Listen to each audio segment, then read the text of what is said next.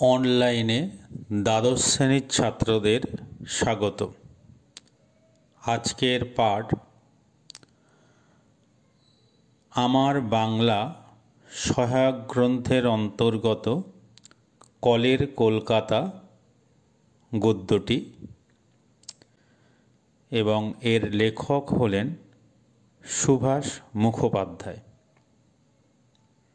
সুভাষ মুখোপাধ্যায় 1919 সালে জন্মগ্রহণ করেন এবং 2003 সালে পরলোক গমন করেন। তাঁর সম্পর্কে বিস্তৃত কিছু বলছি না এই কারণে যে এই প্রবন্ধটা অনেক বড় এবং আলোচনাটা অনেক দীর্ঘায়িত হবে। তবে যে কথা না বললে নয়, সুভাষ মুখোপাধ্যায় মূলত কবি হিসেবেই প্রসিদ্ধ। তিনিই বলেছিলেন, ফুল ফুটুক না ফুটুক আজ বসন্ত। আবার সেই তিনিই বলেছিলেন, ভারী অদ্ভুত সময় এখন, কে কার আস্তিনের তলায় কার জন্য কোন গোপন অস্ত্র লুকিয়ে রেখেছে জানি না, কাঁধে হাত রাখতে ভয় হয়। তো সেই কবির, সেই সাহিত্যিকের লেখা কলের কলকাতা প্রবন্ধটি বেশ বড়, 7 পাতা, এবং সাহিত্য চর্চা বইটির 149 থেকে 162 পৃষ্ঠা পর্যন্ত এর পরিসর, মোট 14 পৃষ্ঠা জুড়ে। তো এই বিস্তৃত প্রবন্ধ অনেক ঘটনার ঘনঘটা এবং বিষয়ের কলেবর এত বড় যে তাই এটি আলোচনার সুবিধার জন্য আমি একে 8টি পর্বে ভাগ করেছি, যাতে তোমাদের বুঝতে ও মনে রাখতে সুবিধা হয়। প্রথম পর্ব হিসাবে রেখেছি মোনা ঠাকুরের মুখ থেকে শোনা কলকাতার বিবরণ এবং সেই সঙ্গে মোনা ঠাকুরের কলকাতা ছেড়ে চলে যাওয়ার কারণ। দ্বিতীয় পর্বে লেখকের কলকাতা আসা, নিজের চোখে কলকাতাকে দেখা এবং সেই কলকাতাকে তার প্রথম দিকে ভালো না লাগা, আর সেই অনুষঙ্গে নস্টালজিক লেখকের গ্রামের স্মৃতিচারণ। তৃতীয় পর্বে নীরস শান বাঁধানো কলকাতাকে লেখকের ধীরে ধীরে ভালোবেসে ফেলা। চতুর্থ পর্ব স্বাধীনতার সংকল্পে মেতে উঠল কলকাতা, এমনকি লেখক নিজেও। পঞ্চম পর্ব লেখকের অসুস্থ হয়ে পড়া, অচেতন হওয়া, বাসা বদল এবং পাশাপাশি স্বাধীনতা আন্দোলনের জোয়ারের বদলে যেন ভাটার টান। আর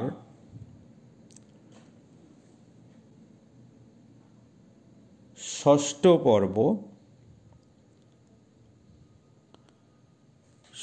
পর্বে ছাইচাপা মুক্তির আগুন এখনো জ্বলছে, নেভেনি। সপ্তম পর্বে রয়েছে ছেলের হাতের মহানয় স্বাধীনতা, হঠাৎ ক্ষেপে উঠল কলকাতা। আর শেষ পর্ব কলকাতার ইটের পাঁজরে লুকিয়ে আছে ভালোবাসার ঝর্ণা। তো এরপর আমি এক একটা পর্ব ধরে আলোচনা করব, তোমরা শেষ পর্যন্ত। প্রথম পর্ব মোনা ঠাকুরের মুখ থেকে শোনা কলকাতার বিবরণ। কৈশোরের সঙ্গী মোনা ঠাকুরের মুখ থেকে শোনা টুকরো টুকরো ছবি দিয়ে লেখক সুভাষ মুখোপাধ্যায় কলকাতার বিবরণ শুরু করেছেন। মোনা ঠাকুর কালীঘাট থেকে পৈতে নিয়ে দেশে ফিরে লেখককে কলকাতার গল্প শোনায়। আজব শহর এই কলকাতা, ট্রাম, মোটর আর মানুষের দৌরাত্ম্য, বাড়ির পর বাড়ি, গাড়ির পর গাড়ি, কোথাও মাটি নেই, নেই সাঁকো, কেবল চুন, ইট, বালি আর পাথরের সমারোহ সর্বত্র। এখানে কল টিপলে জল পড়ে, সুইচ টিপলে ফিনিক দেয়া আলো জ্বলে ওঠে।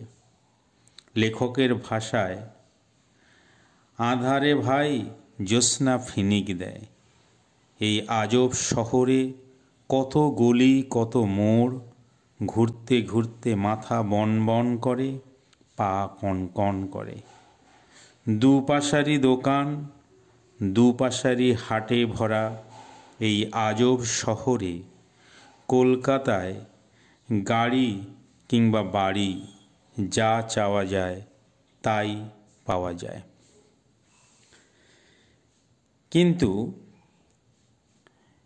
এই সুন্দর কলকাতা ছেড়ে মোনা ঠাকুর গ্রামে ফিরে গিয়েছিল। তার কারণ, কিছুদিনের মধ্যে কলকাতা শহরের চেহারা বদলে যায়। হঠাৎ যেন খুন চাপে শহরটার মাথায়। বড় বড় বাড়ির দরজা জানালা বন্ধ হয়ে যায় ফট ফট করে। বড় বড় দালান যেন হানা বাড়ি, রাস্তা ঘাট ফাঁকা, মানুষ আছে কিনা বোঝা যায় না। অন্ধকার রাতে ভেসে আসে কেবল হিন্দু মুসলমানের নারকীয় চিৎকার, হারে রে রে রে রে। হিন্দু বলে মুসলমানগুলোকে কাটব, মুসলমান বলে হিন্দুগুলোকে কাটব। রক্তের হোলি খেলা শুরু হয়ে যায়। আর রাস্তায় লাশ গড়ায়। ধর্মশালার ভীত সন্ত্রস্ত যাত্রীদের ট্যাঁকের দিকে তাকিয়ে পাণ্ডারা অভয় দেয়। কিন্তু মোনার পরিবার প্রাণ বাঁচাতে কলকাতা ছাড়ার সিদ্ধান্ত নেয়। দ্বিতীয় পর্ব লেখকের কলকাতা আসা, নিজের চোখে কলকাতাকে দেখা এবং তাকে ভালো না লাগা। মোনা ঠাকুরের কাছে কলকাতার গল্প শোনার 5 বছর পর লেখক নিজের চোখে দেখলেন কলকাতাকে। সেই অভিজ্ঞতা ঠিক সুখকর বা সুমধুর ছিল না। প্রথম দর্শনে তার মনে হয়েছিল যেন কোনো এক আলোজ্বলা সুড়ঙ্গের মতো এ কলকাতা। চারদিকে প্যাকিং বাক্সের মতো গাদা গাদা বাড়ি, সংকীর্ণ গলিপথে সূর্যের মুখ দেখা যায় না। গলির মোড়ে আকাশকে লাগে ফুটো পয়সার মতো। কলের জল আর বাসন মাজার শব্দে ঘুম ভেঙে গেলেও রৌদ্রের অভাবে সকালটা বুঝতে পারেন কাকের ডাকে। কিন্তু টেলিফোনের তারে ফোঁটা ফোঁটা শিশির বিন্দুতে ঝিকিমিকি সূর্যের কিরণ একটা আনন্দের উল্লাস এনেও মিলিয়ে যায় মুহূর্তে যান্ত্রিক শহরের গোমড়ামুখ মানুষগুলোকে দেখে। আন্তরিকতাহীন যান্ত্রিক মানুষগুলো যেন দম দেয়া কলের পুতুলের মতো। সকালবেলা ঘাড় হেঁট করে হনহনিয়ে হেঁটে যায়, আর বিকেলে দম ফুরিয়ে যাওয়ায় কালি ঝুলি মেখে আস্তে আস্তে টলটে টলটে ফেরে। এই অনুষঙ্গে লেখকের নস্টালজিক হয়ে পড়া, ফেলে আসা গ্রামের স্মৃতিচারণ। লেখকের শৈশব কেটেছিল গ্রামে, তাই শহরে এসেই ফেলে আসা গ্রামের কথা বারবার মনে পড়েছে ফেলে আসা গ্রামের সেই দিগন্ত বিস্তৃত খোলা মাঠ, সুদূর প্রসারী নীল আকাশ, ডুগডুগির হাট ও দুধ পাতলার মাঠ। আজব শহরের তুলনায় ঢের ভালো ছিল ইচ্ছামতি নদী। গোধূলি বেলায় ধুলো উড়িয়ে ফেরা গরুর পাল, আর পশ্চিম আকাশ রাঙিয়ে দেয়া ডুবন্ত সূর্যের সিঁদুরে আলো। তাই নীরস শহরের শান বাঁধানো রাস্তায় দাঁড়িয়ে কেবল একটা মাটির ডেলার জন্যই যেন তার মন কেঁদে ওঠে। তৃতীয় পর্ব, অপছন্দের নীরস শান বাঁধানো কলকাতাকে লেখকের ভালোবেসে ফেলার বিবরণ। লেখক বড় হয়েছেন উদার উন্মুক্ত প্রকৃতির বুকে। তাই তিনি এই নীরস শহরের শান বাঁধানো রাস্তায় অন্তরের অতৃপ্তি নিয়ে ঘুরে বেড়ান। পাড়ার মিষ্টির দোকান, বুড়োদের আড্ডা, বিচিত্র পেশার মানুষ, কেউ ডাক্তার, কেউ কবিরাজ, কারো লোহালক্করের, কারো সোনার উপর দোকান, কেউ সওদাগরি অফিসে চাকরি করে, কেউ বাড়ি ভাড়ার টাকায় বসে খায়, কেউ রেলের ক্যানভাসার, কেউ বা বিলেত ফেরত।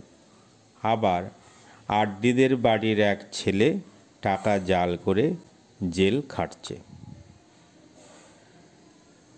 তার কাছে এক অচেনা জগতের পসরা নিয়ে এসে হাজির হয় সবাই।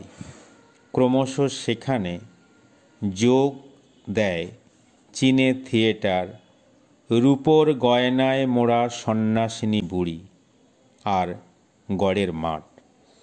সাবেক কলকাতার গড়ের মাঠের ছবি সুন্দরভাবে তুলে ধরেছেন লেখক। কোথাও ডুগডুগ শব্দে ঢোলক বাজছে, আবার কোথাও কানে লোহার মাকড়ি আর বাবরি চুলওয়ালা বাজিকর ম্যাজিক দেখাচ্ছে। খেলা শেষ হতেই সে পয়সা না দিয়ে চলে যাওয়া দর্শকদের সাপান্ত করে, আর মাটিতে পড়ে থাকা 2-4 পয়সা কুড়োয়। পাশেই লাল আলখাল্লা পরা দাড়িওয়ালা হাকিম, গলায় হাড়ের মালা আর নিকেলের চশমা পরে বাতলে দিচ্ছে সমস্ত রোগের ওষুধ। তার সামনে রাখা গাছড়া, ছাল চামড়া, হাড়, জোঁক, বিছে, চামড়ের গন্ধে অন্নপ্রাশনের ভাত উঠে আসার জোগাড়। ওদিকে তার পাশেই কেউ কানের খোল পরিষ্কার করছে, কেউ ভাঙা কাঁচ জোড়া লাগাচ্ছে, আবার কোথাও ভাগ্য গণনা করছে চড়াই পাখি। এই বিচিত্র কাণ্ডকারখানার মাঝেই সার্কাস আর কার্নিভালের তাঁবুর ঝলমলে লাল নীল আলোর ফাঁক দিয়ে ভেসে আসে ক্ষুধার্ত বাঘ সিংহের গর্জন। চোখে পড়ে সার্কাসের বাচ্চা বাচ্চা ছেলেগুলোর ব্যথিত মনমরা মুখ। এমন ভিড়ের সুযোগেই আচমকা কারো পকেটমারি হয়, অথচ কয়েক মুহূর্ত পরেই চোর কিংবা চোর ধরতে উদ্যত উৎসাহী কারো টিকিও দেখা মেলে না। ধীরে ধীরে তিনি আবিষ্কার করেন এঁদো গলির মধ্যে ফুচকা পকৌড়িওয়ালা কিংবা আলু কাবলিওয়াদের আস্তানা, নেবুতলার মোড়ে কাবুলিওয়ালাদের ডেরা, ভিস্তিওয়ালাদের ভিড়, ক্রমে ড্রেনের জলে স্নানরত মানুষের কলরবে, দুর্মুষ চালানো কুলিদের একটানা সুরে, সন্ধেবেলা টামের তারে ঠিকরে ওঠা আগুন বা মুশকিল আসানের প্রেতলের প্রদীপের আলোয় লেখক শহরটার ভিতর লুকিয়ে থাকা প্রাণশক্তিকে উপলব্ধি করেন। তিনি টের পান চুন বালি ইটেরও একটা সৌন্দর্য আছে। এভাবে নিজের অজান্তেই একদিন তিনি শহরটাকে ভালোবেসে ফেলেন। চতুর্থ পর্ব। স্বাধীনতার সংকল্পে ক্ষেপে উঠল কলকাতা, মেতে উঠল লেখক নিজেও।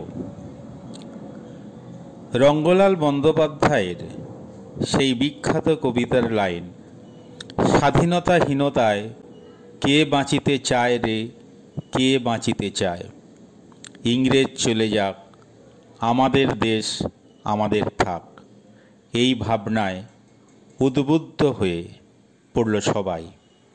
শহরময় শুরু হয়ে গেল চাঞ্চল্য, হই হল্লা, মিটিং মিছিল পিকেটিংয়ের আলোড়নে ঘিঞ্জি গলির ভিতরে থাকা মানুষগুলো রাস্তায় নেমে আসে। ব্রিটিশ বিরোধী আন্দোলনের জোয়ারে মেতে ওঠে সবাই। পাড়ায় পাড়ায় বিলিতি কাপড় জলে, বুড়োদের দল রোয়াকে বসে তকলি ঘুরিয়ে সুতো কাটে। জনতার রোষ দেখে ইংরেজের লাল পাগড়িওয়ালা পুলিশও ভয় পেয়ে যায়। শহরটার এই খ্যাপা চেহারা দেখে লেখকেরও চোখে ঘোর লাগে। জলখাবারের খরচ বাঁচিয়ে খদ্দরের টুপি কিনে তিনিও পুরোদস্তুর জড়িয়ে পড়েন। খবরের কাগজ নিষিদ্ধ হওয়া সত্ত্বেও অত্যাচার ও আন্দোলনের কথা মুখে মুখে ছড়িয়ে যায় গ্রাম থেকে গ্রামান্তরে। জনৈক রামদুলাল বাবুর দাদার সঙ্গে জেলখানায় গিয়ে লেখক সুভাষচন্দ্র বসুকে দেখতে পান। রাস্তায় রাস্তায় ফুঁসে ওঠা মানুষগুলোকে জেলের অন্ধকার সুড়ঙ্গে বন্দি হতে দেখেন। তার মনে পড়ে যায় কাজী নজরুল ইসলামের সেই গান, যা সে মায়ের মুখে শুনেছিল, শিকল পরার ছল, সেটাই মনে পড়ে যায়।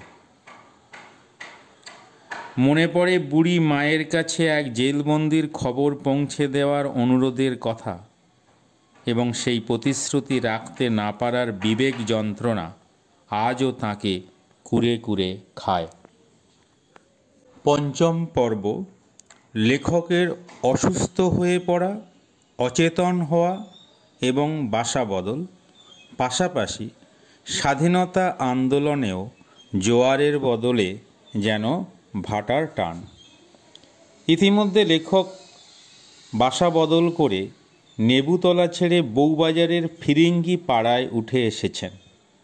কিছুদিন আগেও লেখকের যে কাকিমা জেলে যাওয়ার ইচ্ছা প্রকাশ করেছিল, আজ সে ছেলে মেয়ে নিয়ে ঘোরতর সংসারী। শহরটাও যেন এক নতুন চেহারায় এসে হাজির হয়েছে। মিটিং মিছিল জনজোয়ার এসব আর কিছুই নেই। কেবল রাস্তায় ট্রাম, বাস আর ম্লানমুখ অফিস যাত্রীর ভিড়। এখন কদাচিৎ জাল দেয়া কয়েদ গাড়ি নজরে আসে। পুলিশও এখন আন্দোলনকারীদের ছেড়ে বেআইনি মাদক চক্রের কারবারিদের নিয়ে ব্যস্ত। লেখক সারাদিন দাঁড়িয়ে এই নিরুত্তেজ কলকাতার অন্য ছবি দেখেন। বিকেলে রাস্তায় ধাবমান মোটরের নম্বর গোনেন। কখনো লগি হাতে ঘুড়ির পেছনে ছোটেন, আবার কখনো ফুটপাতের চৌখুপি ঘর গোনেন। মাঝে মধ্যে সতৃষ্ণ চোখে তাকিয়ে থাকেন বাদাম আখরোটের দোকানে। রোববার সকালে খ্রিস্ট সঙ্গীত শোনান পেরি সাহেব, আর মথিলিখিত সুসমাচার বিলি করে তাঁর সঙ্গী সাথীরা। চারপাশে এত লোক, এত কিছু, তবু ফাঁকা ফাঁকা লাগে লেখকের। ঘটনাচক্রে এই সময় তিনি জানতে পারেন, দেশের প্রতি ভালোবাসায় নয়, নেহাতি মাইনে বাড়ানোর লোভে জনৈক রামদুলাল বাবু জেলে গিয়েছিলেন। ষষ্ঠ পর্ব। মুক্তির আগুন ছাই চাপা হয়ে জ্বলছে, এখনো নেভেনি। তবে মুক্তির আগুন যে নেভেনি সেটা ক্রমশ স্পষ্ট হতে থাকে। মেছুয়া বাজার, চট্টগ্রাম কিংবা মেদিনীপুর থেকে আগুনের হলকার আঁচ এসে সকলের হৃদয়কে উত্তপ্ত করে দিয়ে যায়। ভগৎ সিং, বটুকেশ্বর দত্ত, যতীন দাসের ছবি ছড়িয়ে পড়ে চারদিকে। লেখকের বাড়িতে আসা এক সরকারি উকিলের থেকে জানতে পারেন পাহাড়তলি, ধলঘাট, কালারপোলের কাহিনী। জানতে পারেন স্বাধীনতা সংগ্রামের একনিষ্ঠ সব মহারথীদের নাম: সূর্য সেন, অম্বিকা চক্রবর্তী, অনন্ত সিং, গণেশ ঘোষ, কল্পনা দত্ত আর প্রীতি ওয়াদ্দেদার। শেষ পর্যন্ত উপলব্ধি করেন সেই উকিল আসলে ভণ্ড। এখানে দেশপ্রেমের কথা বলে, স্বাধীনতা সংগ্রামী নেতাদের কথা বলে, কিন্তু বাড়িতে ফিরে বাংলার এই বীরদের ফাঁসি কাটে ঝোলাবার প্রস্তুতি নেন। এই সময় আন্দামানের বন্দি স্বাধীনতা সংগ্রামীরা অনশন করে। রাস্তায় ঝিলিক দেয় নতুন নিশান, লাল শালুর তৈরি, মাঝে কাস্তে হাতুড়িয়ার হাতের ছবি। ধ্বনিত হয় ইনকিলাব জিন্দাবাদ, যার মানে বিপ্লব দীর্ঘজীবী হোক। শোনা যায় কমরেড লেনিনের কথা। উজ্জ্বল হয়ে ওঠে ১ মে, জেগে ওঠে শ্রমিক সর্বত্র। অন্ধকার দেয়ালে কারা সেঁটে দিয়ে যায় নিষিদ্ধ ইস্তাহার। মহাযুদ্ধ, মন্বন্তর আর ৪২-এর আগস্ট আন্দোলন যেন শহরটার চেহারা বদলে দেয়। রাস্তায় ট্রাম পড়ে, গুলি চলে এবং ভয় ডরহীন বাচ্চারা বন্দুকের সামনে দাঁড়িয়ে লড়ে। এদিকে গ্রামের মানুষেরা পেটের জ্বালায় শহরে উঠে আসে। বাতাসে ভাসে পচন ধরা মানুষের শরীরের দুর্গন্ধ। চাষির ধান জমিদার জোদ্দারদের মুঠোবন্দি হয়। মাঠে বোনা ধান পেকে ওঠার খবর পেয়ে স্বজন হারানো অভাবী মানুষগুলো আবার গাঁয়ে ফেরে। কলকাতায় চালের দোকান থেকে কাপড়ের দোকান, সর্বত্র মানুষের লাইন। রাতে বোমারু বিমান হানার ভয়ে চারদিকে অন্ধকার। জাপানিদের বোমায় ডকের প্রচুর মজুর মারা যায়। একদিন যুদ্ধ থামে। ইংরেজদের হাতে পরাজিত আজাদ হিন্দ ফৌজকে লালকেল্লায় বন্দি করা হয়। এভাবেই এক অন্যরকম সময়ের কলকাতার পরিস্থিতিকে লেখক স্পষ্ট করে তুলেছেন এই পর্বে। সপ্তম পর্ব। হঠাৎ শহরের কি হলো কে জানে। ছেলের হাতের মোয়া নয় স্বাধীনতা। ভারতের স্বাধীনতা আন্দোলন সব সময় একই গতিতে হয়নি। কলকাতার বুকে স্বাধীনতা আন্দোলনের সেই গতি ছিল উত্থান ও পতনময়। কখনো ভাটার টান, তো কখনো জোয়ারের উত্তাল উদ্দামতা। ক্লাইভ স্ট্রিটে দাঁড়িয়ে লেখক উপলব্ধি করলেন ছাত্রদের বিরাট মিছিল দেখে জোয়ারের উত্তাল উদ্দামতা। কংগ্রেস, মুসলিম লীগ আর ছাত্র নওজওয়ানেরা একযোগে হাত ধরাধরি করে এগিয়ে চলেছে। পাশাপাশি উঠছে তিনটে নিশান। রাস্তা আটকে দাঁড়িয়ে আছে মাথায় হেলমেট লাগানো টমিগ্যান রাইফেলধারী পুলিশ। দর্শকের ভূমিকায় রয়েছে ধনকুবের বড় বড় সাহেব আর কয়েকটা কোটিপতি মারোয়ারি আর গুজরাটি বেনে। হঠাৎ গর্জে উঠল বোমা। রক্তাক্ত দেহ ছড়িয়ে পড়ল খবর চারিদিকে। রাগে রি রি করে উঠল তামাম শহর কলকাতা। অলিগলি থেকে, বস্তি থেকে, মাঠ কোটা থেকে পিল পিল করে বেরিয়ে এলো মানুষ। ভয়ে গর্তে ঢুকে গেছে লাল পাগড়ি পুলিশ। ওয়েলিংটন, হাজরা মিলিটারি নামানো হলো। লড়াই চলল পাঁচমাথা, মানিকতলা, পোড়াবাজার, রাসবিহারী মোড়ে। মিলিটারি লরি পুড়তে থাকে। ময়লা কাপড় পরা অজস্র মানুষ দাঁড়িয়ে থাকে। তারা আজ রাস্তার রাজা। তারা জেনে গেছে শয়তানের হাত মুচকে নিতে হবে স্বাধীনতা। সেই আন্দোলনে সামিল হয়েছে মুচি, ম্যাথর, মজুর, ফেরিওয়ালা, ম্যাজিকওয়ালা, ভিস্তিওয়ালা, সবাই। গুলি খেতে তারা ভয় পায় না, বরং গুলি বুকে নিয়ে গর্ব বোধ করতে চায়। গুলি পিঠে লাগলে লজ্জা বোধ করে। রাজাবাজারে শহীদ হয় কদম রসুল। সবাই চাঁদা তুলে তার পরিবারকে সাহায্য করে। এরপর চলে যায় ইংরেজ, তবে যাওয়ার আগে কাঁটা বিছিয়ে দিয়ে যায় ভারতের বুকে। ফলে দেশ ভাগ ও ভাইয়ে ভাইয়ে খুনোখুনি। শেষ পর্ব, রাস্তা উপসংহার। কলকাতার ইটের পাঁজরে লুকিয়ে আছে ভালোবাসার ঝর্ণা। কলকাতা এভাবেই তার গল্প বলে চলে। ট্রামের তারে, বাসের চাকায়, রাস্তায় রাস্তায় সেই গল্পের জন্ম হয়, যা কেউ বলে শেষ করতে পারে না। মুক্তিকামী লেখক এক আলোকিত কলকাতার স্বপ্ন দেখেন। স্বপ্ন দেখেন শান্তির পতাকা নিয়ে রাস্তায় রাস্তায় চলেছে মানুষের বিচিত্র মিছিল, আর মাথার উপরে উঠছে ঝাঁকে ঝাঁকে সাদা পায়রা। চেহারা বদলে গেছে শহরের। স্বাস্থ্যে সমুজ্জ্বল সমৃদ্ধ এক কলকাতার কথা ভাবেন, তাই তিনি সবাইকে তেমনই একটা কলকাতা গড়ে তোলার জন্য এগিয়ে আসতে বলেন।